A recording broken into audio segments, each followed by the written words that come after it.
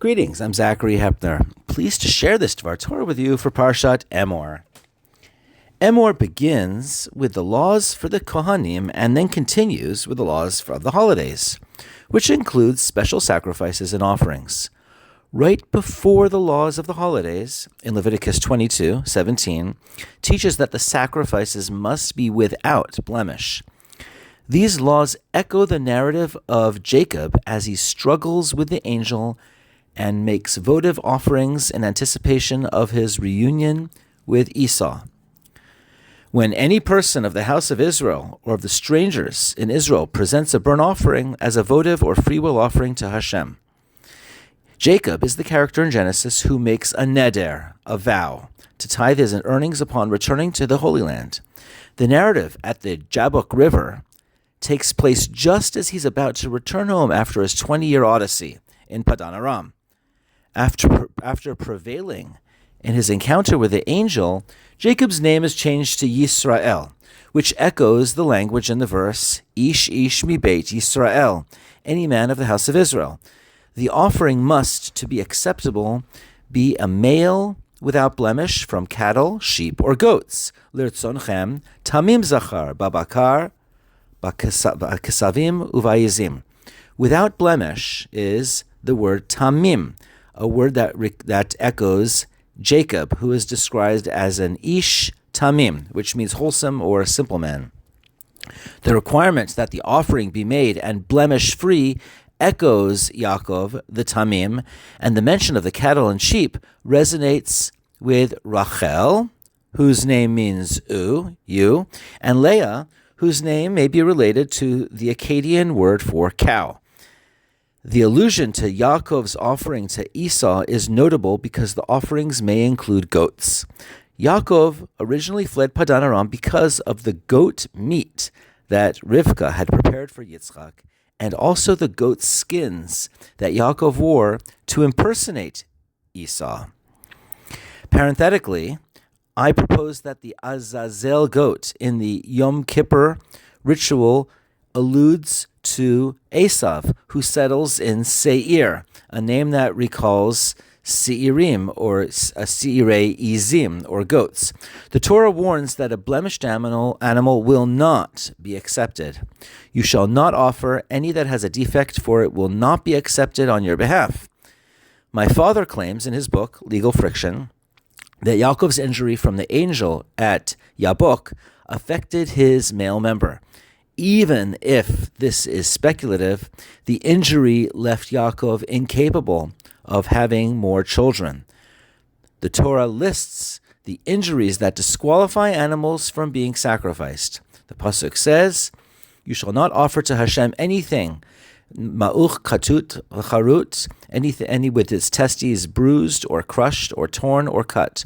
You shall not do this in your land.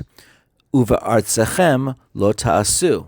This uva'artzachem lo ta'asu, you shall not do this in your land, is interpreted by Chazal to forbid or neutering, even for non-Jews, as a universal Noahide prohibition.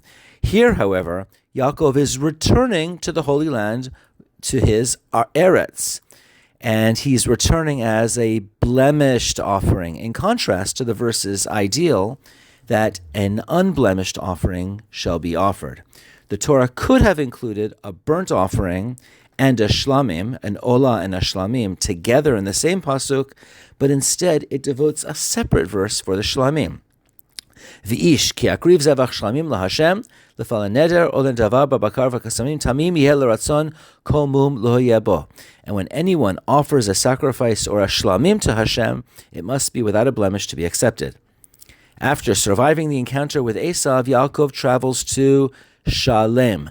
That's the word that resonates with shlamim.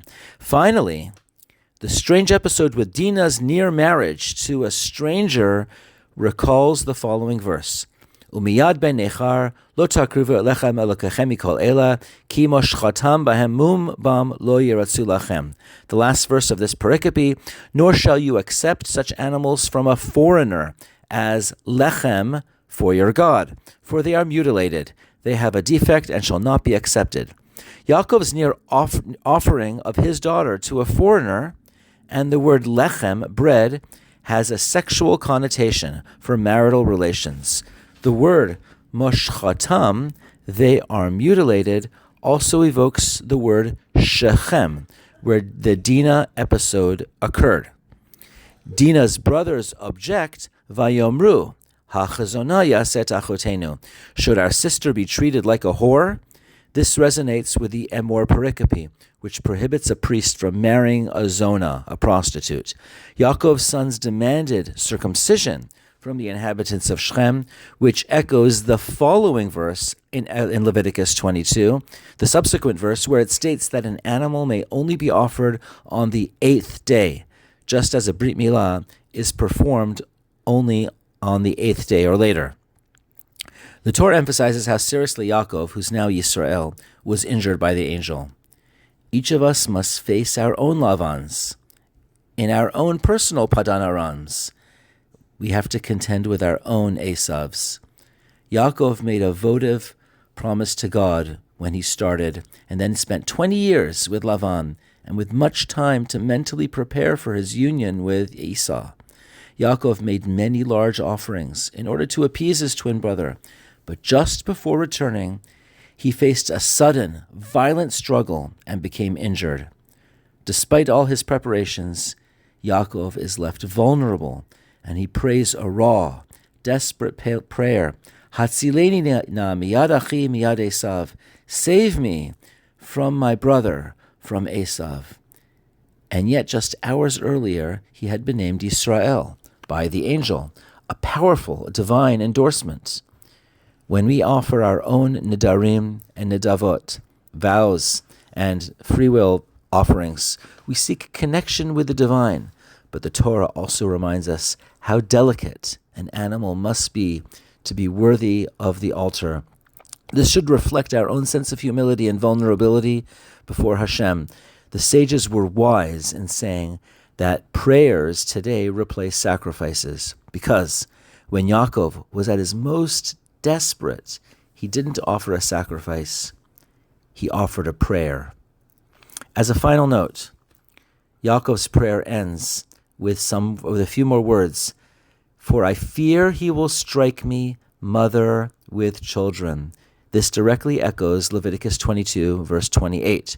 V'shor oseh oto ve'et bano lo tishchatu b'yom echad. You shall not slaughter a cow or a ewe and its offspring on the same day. Jacob was reflecting his deepest fear not to echo oto ve'et bano, the animal and its child, and not to experience any slaughter.